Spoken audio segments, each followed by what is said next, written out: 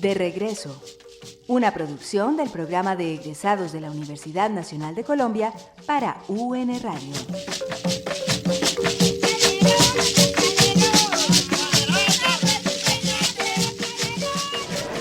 Muy buenas noches.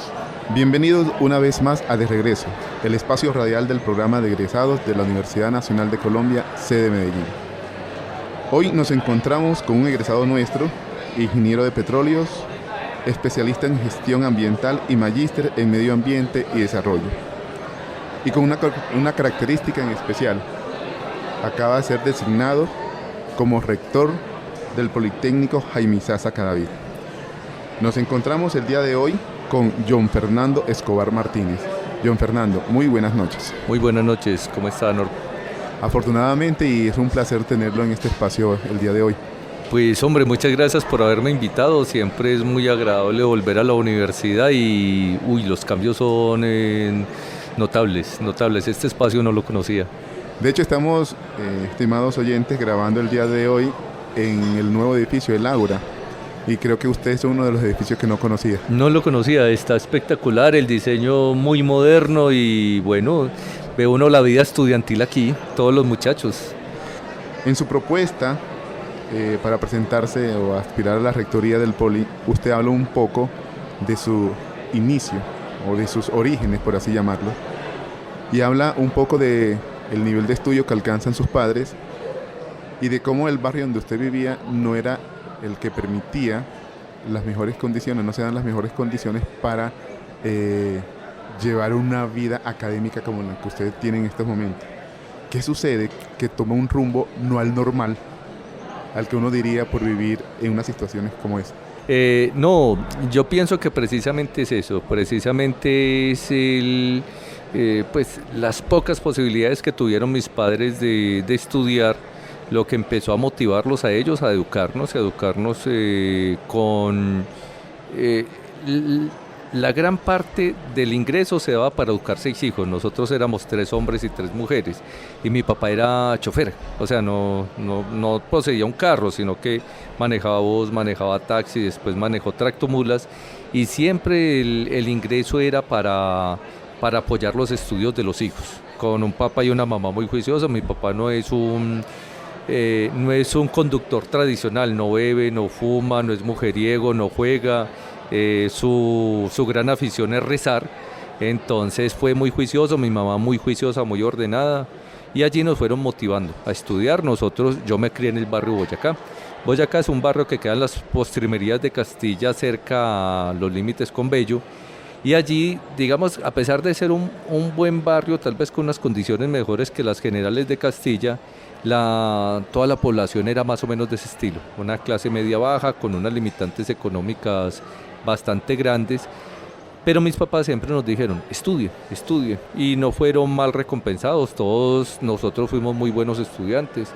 Yo fui el mejor estudiante de la escuela 7 de agosto, recuerdo mucho que el segundo mejor estudiante era el hijo de una maestra, que actualmente es congresista, de apellido Blanco, Germán Blanco se llama él, y la profesora se llamaba la profesora Oliva.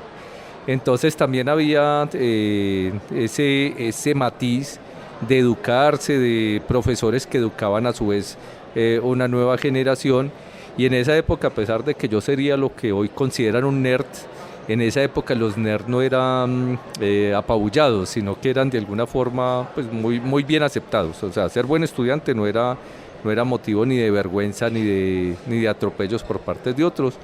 Después tuve la fortuna de ingresar al Instituto Tecnológico Pascual Bravo a estudiar dibujo técnico, y allí empieza esa formación tecnológica donde pues además de hacer el bachillerato uno se entrenaba para trabajar, para salir a trabajar.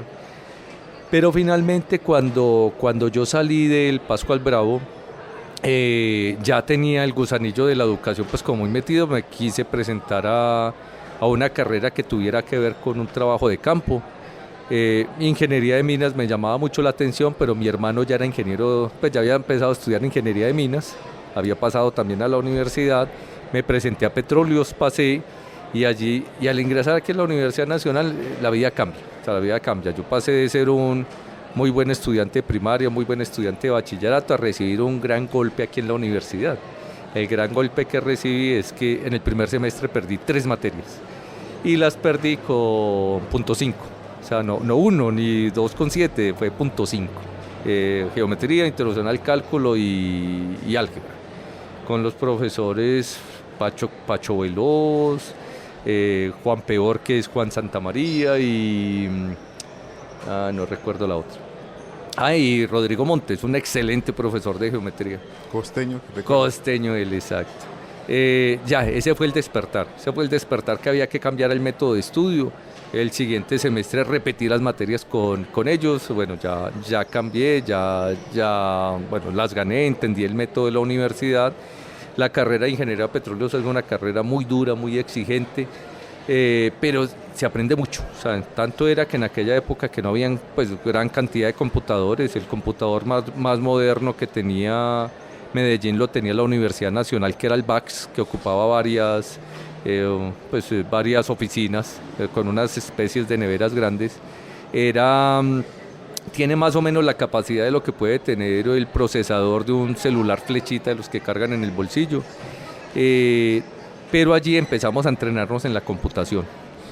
Cuando nos graduamos, yo me gradué en el año 93, el precio del petróleo estaba a $6 y los ingenieros de petróleo no teníamos trabajo, o sea, muy barato el petróleo. Colombia no era un gran productor de petróleo, entonces decidimos reconvertirnos. Yo empecé a trabajar, yo había empezado a trabajar unos 6 meses antes en el Colegio Calasanz como coordinador de sistemas. Un profesor de acá, que es Julio Calat, me había invitado pues conociendo las dotes en computación. Estaba haciendo un buen trabajo allí, pero entonces, aprovechando esas oportunidades, aquí había un proyecto que hacía la Universidad Nacional que se llamaba el Proyecto Bosques de Guandal, con Naciones Unidas. La persona que manejaba los sistemas de información geográfica ya iba a dejar el trabajo, me dijo, bueno, ven y te presento, que vos tenés muchas capacidades para esto. Ingresé al proyecto a trabajar con Ignacio del Valle. Me entrené no solo en lo que son los proyectos, sino en investigación, en computación, sistemas de información geográfica. Ignacio vio en mí dotes administrativas y me puso a administrar el proyecto. Un gran aprendizaje.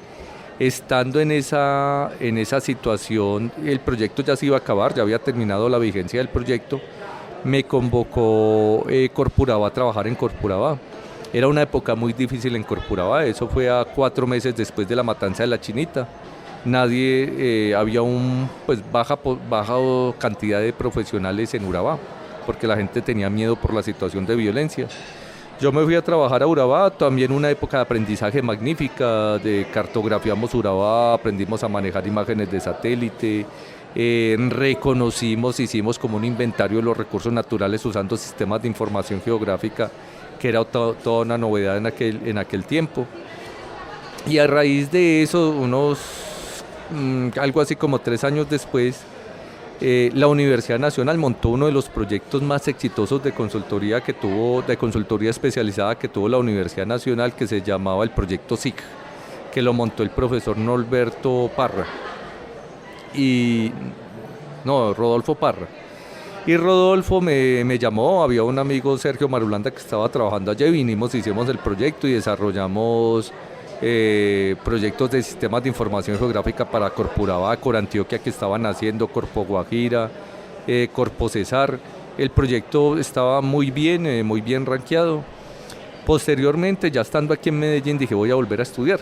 Me presenté, lanzaron el programa de becas de ISA para la especialización en gestión ambiental. Fui afortunado al recibir una de las becas.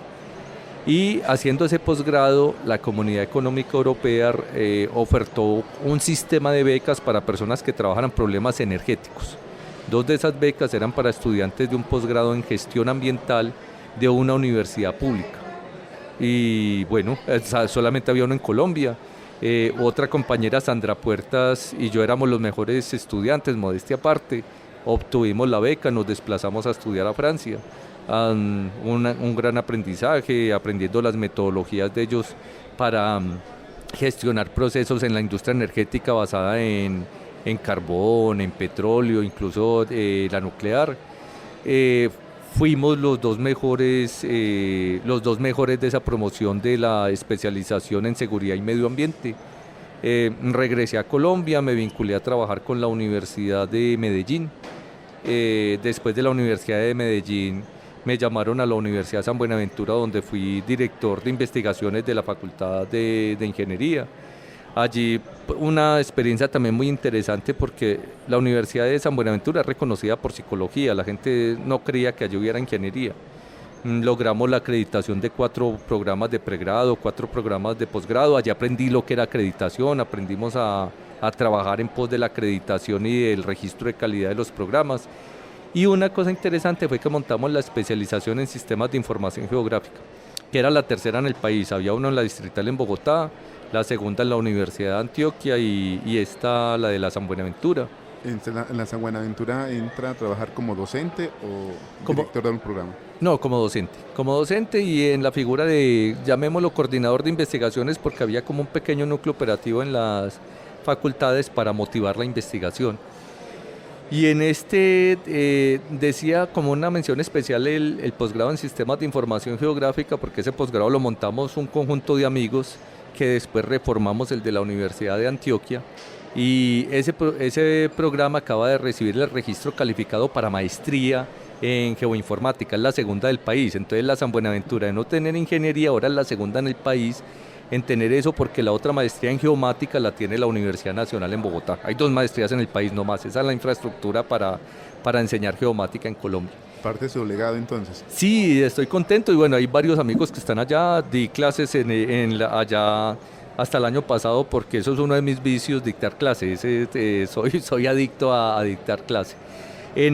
Ya después, estando en la Universidad San Buenaventura, me presenté al programa de becas doctorados nacionales, había terminado la maestría en Medio Ambiente y Desarrollo en paralelo con mi trabajo en la San Buenaventura, me presenté al programa becas doctorales nacionales, gané la beca, hice el doctorado con este programa, lo hice con especificidad, el doctorado en ingeniería, con especificidad en medio ambiente e hidrogeología. Ya terminando, bueno, los productos han sido bien aceptados, me vinculé de parte de los doctorados nacionales, es que uno se debe presentar a una convocatoria de una universidad. Yo me presenté, gané el cupo en la universidad, soy profesor vinculado de la universidad, trabajo específicamente esa área dentro de la universidad, los sistemas de información geográfica para los programas de ingeniería sanitaria, ingeniería ambiental e ingeniería civil. Y es una materia que me gusta mucho. Todo profesor con doctorado debe dictar al menos una materia de pregrado. Y a mí me gusta mucho porque está en la mitad de la carrera, exactamente en el 5º semestre, y allí los muchachos todavía están, o sea, un poquitico con los vicios que trajeron del bachillerato, los primeros semestres donde todavía no se transforman en un estudiante universitario y preguntándose lo que estoy estudiando para qué sirve. Yo soy un profesor yo no hago exámenes, yo pongo trabajos, pero trabajos que hay que resolverlos en equipo, muchas veces presencial, y yo hago como un juego de interventor, y allí los muchachos empiezan a ver cómo se aplica eso para diseñar un acueducto, para qué sirve eso de la ley de Bernoulli en acueductos, qué es la ecuación Rho-GH, cómo es eso de los niveles piezométricos. Entonces es muy interesante, es una materia que me gusta mucho, asisto a algunas materias en posgrado, en los posgrados, sobre todo con la disciplina de la geoinformática, que ofertan pues cupos para especialización, maestría y doctorado.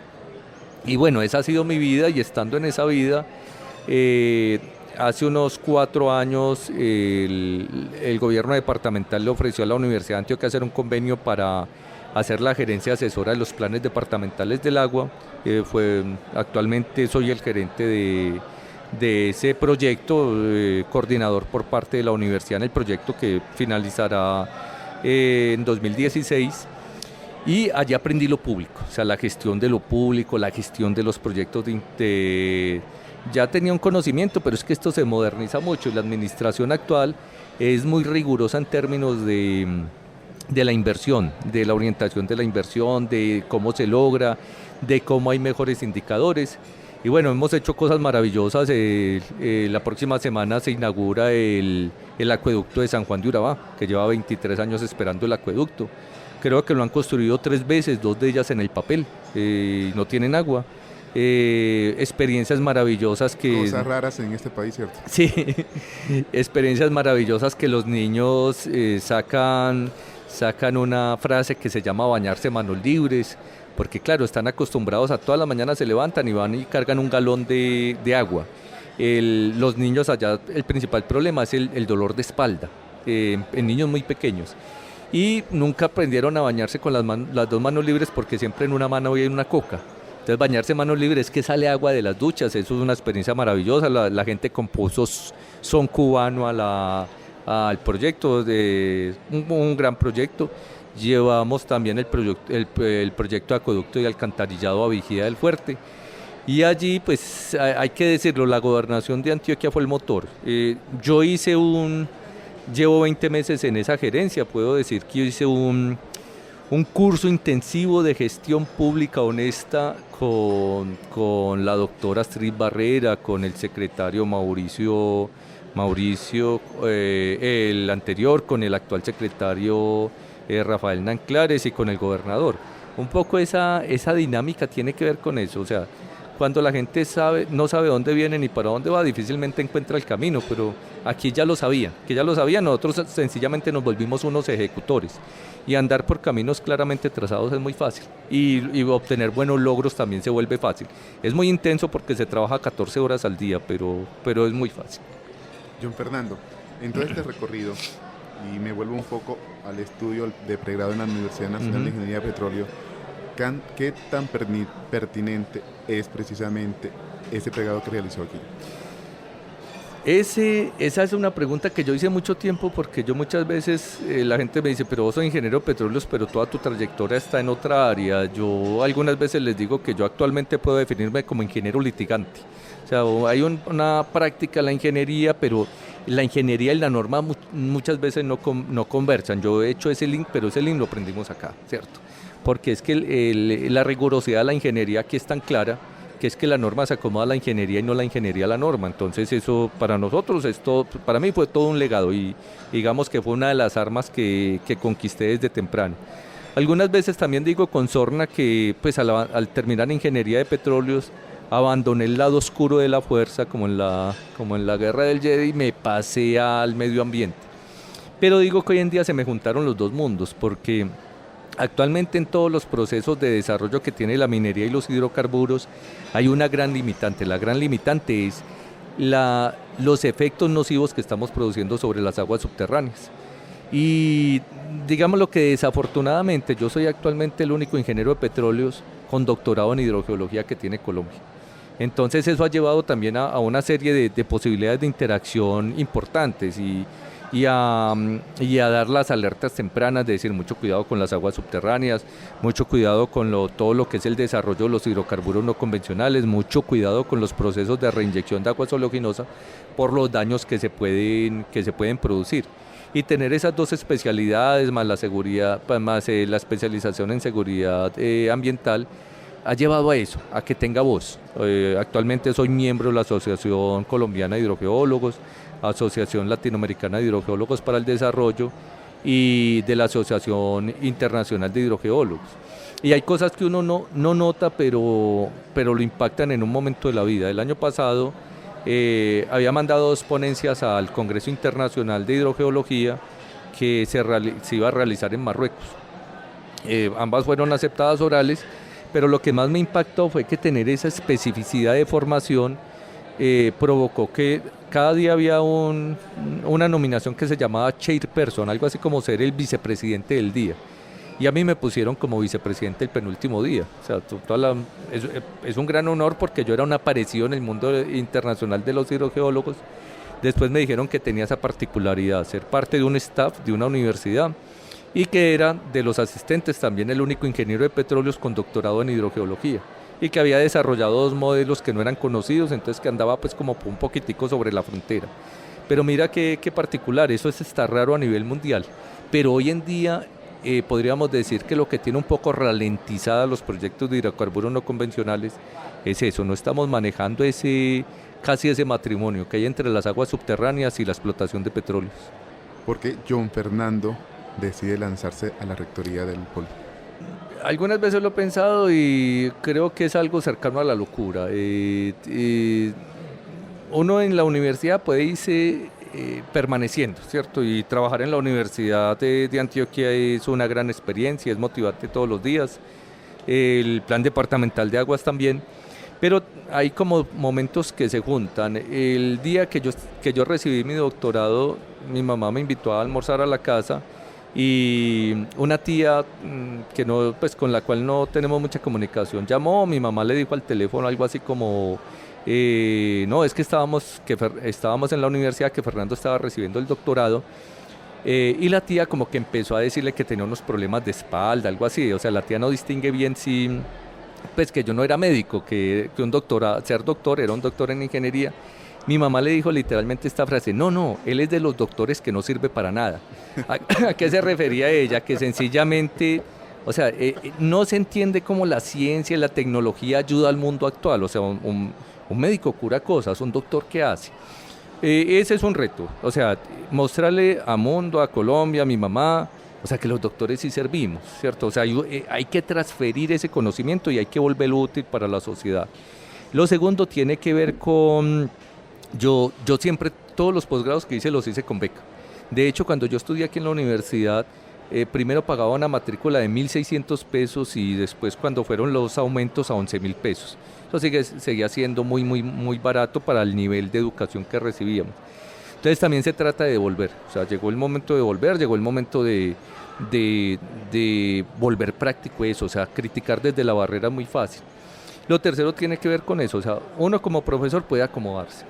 Entonces uno critica todo y todo está mal hecho, el sistema educativo colombiano está mal manejado, el gobierno no piensa en la educación. Hagamos parte de eso y vamos a tener voz ante el ministerio, vamos a tener voz ante la gobernación, vamos a tratar de implementar procesos que sean claros. Me bajé de la barrera, me metí a la cancha y ahí voy intentando hacer algunos pases en la cancha. John Fernando, ¿cuál es la principal característica que asegura o que promete que el rector del Poli va a sacar muchas situaciones adelante? Compromiso. O sea, yo soy una persona sumamente comprometida con mi trabajo, con mis ideas, pero además tal vez el mayor compromiso que yo establezco es con los grupos de trabajo. O sea, uno solo no hace nada, un rector solo no sirve para nada. O sea, ese grupo de trabajo, tratar de ver esas potencialidades de los grupos de trabajo, tratar de generar cohesión.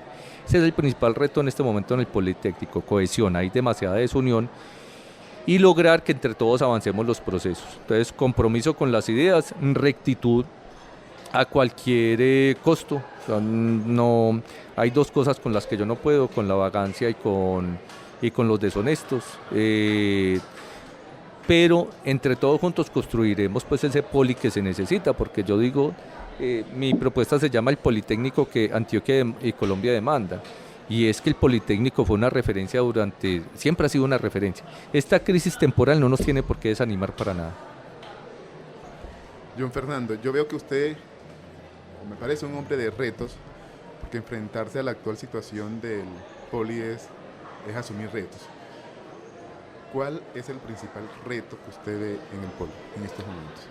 Volver a generar esperanza. O sea, si uno mira el Politécnico actualmente hay una situación de desesperanza y de desánimo. O sea, volver a generar esperanza, volver a creer en el mismo Poli y establecer esa impronta.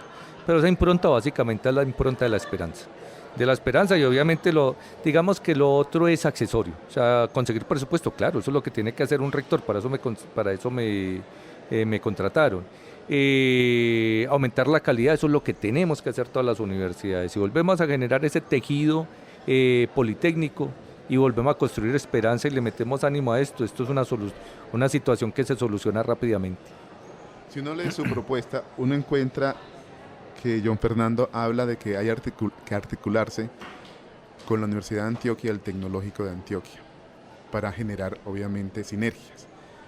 ¿Cree que la Universidad Nacional de Colombia cabe en esa sinergia, cabe en esa articulación? ¿Y sí, cómo? Sí, por supuesto. Yo menciono las instituciones que eran del índole departamental y cuya territorialidad es departamental, pero claro, o sea, de la Universidad Nacional, es que si nosotros miramos el Tecnológico Metropolitano, la Universidad Nacional, la Universidad de Antioquia, el Politécnico, nosotros tenemos una población que se asimila a la de la Universidad Nacional de Bogotá, ¿cierto? O sea, teniendo una población de Medellín que es cerca de la tercera parte de la de Bogotá, o al menos del área metropolitana, tendríamos casi el mismo número de estudiantes en 4 universidades. Y allí es donde yo digo, nosotros somos la infraestructura educativa de Medellín, pero no solo Medellín, sino de Antioquia. Si nosotros miramos las universidades en su conjunto, tenemos cerca del 70-80% de estudiantes del área metropolitana, los otros vienen de afuera, 20.000. Eso es más de la población que tienen muchos municipios. Entonces allí es donde nosotros tenemos que responder, primero que todo unirnos para responder como infraestructura educativa de una de las ciudades con niveles de desarrollo y con niveles o tasas de crecimiento más altas de Latinoamérica, no solo de Colombia. Una ciudad que se declara tecnológica en el departamento que se declara como el más educado. Nosotros somos la infraestructura educativa, podemos compartir las potencialidades que tenemos en infraestructura. Veo que cada día las infraestructuras están mejores, la capacidad de los docentes, tenemos unos docentes que tienen unos conocimientos notables y casi que únicos a nivel nacional. Tenemos políticas de desarrollo claras y unas concertaciones que van entre el nivel municipal y el nivel departamental y grupos de investigación. O sea, si nosotros nos juntáramos la capacidad investigativa de estas 4 universidades juntas, estaría para que nos colocaran los rankings internacionales. Desafortunadamente separados hacemos menos porque no estamos sumando. Es un reto también suyo. Ese es un reto y afortunadamente veo que vamos comenzando. Ya pues estoy en mora de hablar con John William Brand de la Facultad de Minas, ya estamos pactando la cita. Habíamos empezado ya desde la Universidad de Antioquia con los hidrocarburos no convencionales, uniendo la potencialidad que tiene la Universidad de Antioquia en hidrogeología con la que tiene la Universidad Nacional con el Instituto de Energía que dirige el profesor Sergio Lopera, porque nosotros somos los llamados a trabajar en los hidrocarburos no convencionales, pero tengamos en cuenta que hidrocarburos no convencionales afecta a los valles medio y alto del Magdalena, o sea, cruza con Antioquia. Allí el Politécnico, el Tecnológico, el Instituto Tecnológico Metropolitano, pues estamos llamados a trabajar. Es que imagínense esta masa de expertos trabajando en esa área específica, inclusive generando alertas tempranas, pero también, y hay que decirlo, o sea, en un país en desarrollo, el desarrollo de los recursos es importante, solo que hagámoslo bien hecho, no vayamos a hacer un daño ambiental. Entonces allí tenemos como los 3 tópicos: compartimos infraestructura, compartimos docentes, compartimos grupos de investigación. Y ya lo otro, cómo lo hagamos, también se vuelve un poco accesorio. O sea, podemos tener currículos que compartamos. En la Universidad de Antioquia, ahí en las clases llegan estudiantes de la Universidad Nacional del posgrado ambiental, y eso es totalmente transparente, hay que hacerlo con las otras instituciones. En el trabajo que tiene actualmente, decía que normalmente le lleva 12 o 14 horas, medio el 50% del día, ¿cierto? Sí. ¿Qué tiempo cree que le va a llevar ahora la rectoría del Poli? Pues yo creo que vamos a estar por lo mismo, pero digamos que ya desarrollé esa capacidad, por algún motivo siempre me despierta a las 4:30, bueno, en parte durante un tiempo volví a tratar de tomar disciplina con el francés, entonces todos los días me levanto a clase de francés y estoy terminando 8 o 9 de la noche. La rectoría va a ser algo muy parecido. Una última pregunta porque ya estamos llegando al final, y es, ¿qué le apasiona a John Fernando? La academia. Allí está mi gran vicio, o sea, me gusta dar clase, me gusta recibir clase, me gusta estar en proyectos académicos, me gusta ver cómo evolucionan mis estudiantes. Cuando me los encuentro con mis colegas, es el principal retorno, el principal regalo que recibo de mi vida académica. Y yo les digo a todos mis estudiantes en la primera clase, su obligación es jubilarme a mí. ¿Un docente que le marcó? En la Universidad Nacional yo hablaría de, bueno, al menos 3. El profesor de geometría, ahorita dije el nombre de Montes. Rodrigo. Sí, además que la geometría es una materia maravillosa, y él me cimbroneó, me dijo despierta, y bueno, y hice después. Ricardo Smith, formación de posgrados, casi que se vuelve un patrón de cómo impactar positivamente la sociedad. Y el profesor Jesús Páramo en Petróleos. El profesor tenía un método muy antiguo, pero por alguna razón ningún ingeniero de petróleos que haya salido de esa época ha olvidado al profesor Páramo. Tenemos que hacer esfuerzos para recordar a los otros profesores, pero al profesor Páramo todos nos acordamos. John Fernando, muchas gracias por estar el día de hoy con nosotros. Gracias a ustedes por invitarnos. Y éxitos en su nuevo reto. Muchas gracias y esperamos contar con la Universidad Nacional y con toda su comunidad. Bueno, estuvimos con ustedes en la parte técnica, Jorge Iván Benjumea y quien les habla, Norberto Terraza. Hasta una próxima oportunidad.